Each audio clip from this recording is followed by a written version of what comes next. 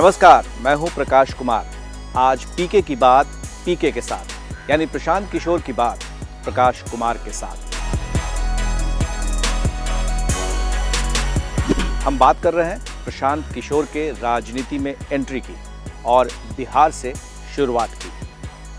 पीके ने जो ट्वीट किया उसमें एक शब्द का इस्तेमाल किया है, जन सुराज का। और जन सुराज का माने क्या होता है ये सब जानते हैं। बाकी कि आखिर आने वाले समय में क्या प्रशांत किशोर नई पार्टी का गठन करने वाले हैं, क्या उनका इरादा है, क्या है उनका प्लान ए की बात इसलिए कह रहा हूं क्योंकि वह 5 तारीख को यानी 5 मई को एक प्रेस कॉन्फ्रेंस करने वाले हैं और उस प्रेस कॉन्फ्रेंस से यह बताएंगे कि आगे की रणनीति क्या है। देखिए, प्रशांत किशोर अब तक तो सिर्फ चुनावी राजनीति पर और रणनीति के रूप में काम करते रहे हैं। कई जगहों पर उन्होंने अपनी रणनीति का जो जलवा है वो बिखेरा है। कई राज्यों में मुख्यमंत्री तक बनाए थे और एक वक्त में कहा जाता था कि प्रशांत किशोर जिसके साथ होंगे वही मुख्यमंत्री बनेगा, और ऐसा हुआ भी। चाहे आप दक्षिण के राज्यों को देख लें या उत्तर के राज्यों को देख लें। हाल में यानी कि 2014 से लेकर 2022 तक जितने चुनाव हुए उसमें से सिर्फ उत्तर प्रदेश को छोड़ दें तो सभी जगह पीके का चमत्कार दिखा। यानी चुनावी सलाहकार या चुनावी रणनीतिकार के तहत उन्होंने अपना जलवा जो बिखेरा, झंडा जो गाड़ा है, उसे देखकर कोई भी कह सकता है कि पीके आसानी से राजनीति में अपना मुकाम हासिल कर सकते हैं। लेकिन क्या ऐसा संभव है? चुनावी सलाहकार होना और राजनीति में अपना झंडा गाड़ना दोनों एक साथ हो सकता है, एक जैसे हो सकता है? क्या यह संभव है? चलिए हम बात करते हैं थोड़ी राजनीति की, क्योंकि अगर आप देखेंगे तो पिछले जब कांग्रेस का शासन था तो उस वक्त में जो क्रिमिनल्स होते थे, जिनके क्रिमिनल बैकग्राउंड होता था, जो डॉन हुआ करते थे, इलाके का बाहुबली हुआ करता था, वो चुनाव में नेताओं की मदद करता था।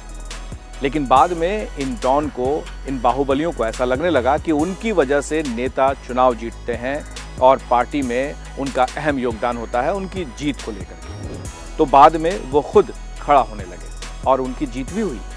तो जाहिर है कि चुनावी रणनीति में या चुनावी हिस्सा मात्र एक वोटर के रूप में या सहायक के रूप में होने से क्या राजनीति पर पकड़ बनती है? बिल्कुल बनती है। प्रशांत किशोर की स्ट्रेटजी भी यही थी।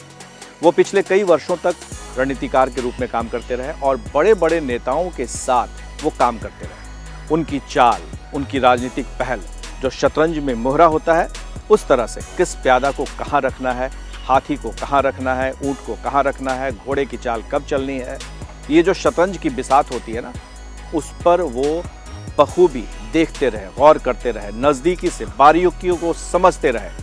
लेकिन सबसे ज़्यादा उनका साथ रहा नीतीश कुमार और नरेंद्र मोदी के साथ। जो नरेंद्र मोदी के काम करने का तरीका, स्टाइल, लोगों से बात करने का, बंद कमरे में मिलने का और बंद कमरे में राजनीतिक शुरुआत करने की, पहल करने की, और बाहर जब कमरे से बाहर निकलते थे तब उनका एक्शन, उनका हाव भाव, बातचीत, किससे कब क्या कहना है, टाइमिंग, ये सारा कुछ उनको पता हो चुका है। नीतीश कुमार के साथ और नरेंद्र मोदी के साथ एक घर पर, उनके अपने ही घर पर साथ रहे हुए, तो जाहिर है कि साथ रहने का 24 घंटे चोली दामन जैसा संबंध होने का भी असर होता रहा है। और बहुत कुछ सीखने के बाद वह इस नतीजे पर पहुंचे कि क्यों न राजनीति में अपनी आजमाइश की जाए। नीतीश कुमार से उन्होंने ये सीखा कि कैसे कम संख्या होने के बावजूद जाति में वो दूसरे जाति के साथ अलाइन करके अपनी संख्या बढ़ा लेना और इतने लंबे समय तक राजनीति में न सिर्फ बने रहना बल्कि शासन में भी रहना। नीतीश कुमार कुर्मी जाति से आते हैं और उनकी संख्या 3 से 4% तक मानी जाती है और वो भी बहुत सारे जगहों, जिलों में तो बहुत कम है। बावजूद इसके इतने लंबे समय तक शासन कर रहे हैं, तो आखिर उसके पीछे उनकी क्या रणनीति रही है, कितना दिमाग काम करता है उनका।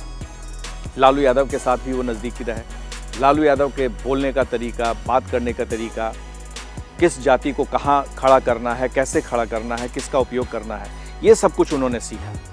लेकिन जब वो जनता दल यूनाइटेड में आए उपाध्यक्ष, राष्ट्रीय उपाध्यक्ष बनकर, तो उनको अहम जिम्मेदारी दी गई थी युवाओं को जोड़ने की। और उन्होंने शुरू की थी बात बिहार की कार्यक्रम, जिसके तहत वो युवाओं से हर रोज़ मिलते थे और पार्टी के कार्यक्रमों में उन्हें शामिल होने के लिए न्योता देते। ऐसे में अब प्रशांत किशोर को जब झटका लगा, नीतीश कुमार ने उन्हें दरकिनार कर दिया, पार्टी से बाहर का दरवाज़ा दिखा दिया, तब उनको लगा कि क्यों न अपनी राजनीति शुरू की जाए। नीतीश कुमार से वह बार बार मिल रहे हैं, क्योंकि नीतीश कुमार के साथ एक खासियत है प्रशांत किशोर को, जिस पर भरोसा है या उन्हें लगता है कि नीतीश के बाद उनकी पार्टी का क्या होगा, उनकी पार्टी का जो जनाधार है उसका क्या होगा। तो उस पर हर किसी की नज़र है, चाहे वो बीजेपी हो, चाहे वो आरजेडी हो, या फिर प्रशांत किशोर खुद क्यों ना हो, तो कांग्रेस पार्टी हो, सबकी नज़र है उस अति पिछड़े वोट बैंक पर और कुर्मी कुशवाहा वोट बैंक पर।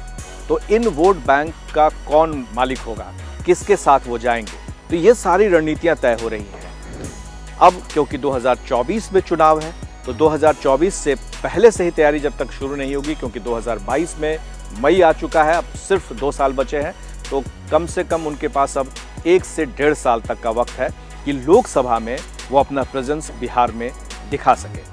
वो खुद ब्राह्मण जाति से आते हैं, अपर कास्ट से आते हैं, तो जाहिर है कि उनके सामने बहुत सारी दुश्वारियां होंगी, समस्याएं होंगी जाति को लेकर के, क्योंकि बिहार में जाति जो है वह यथार्थ है।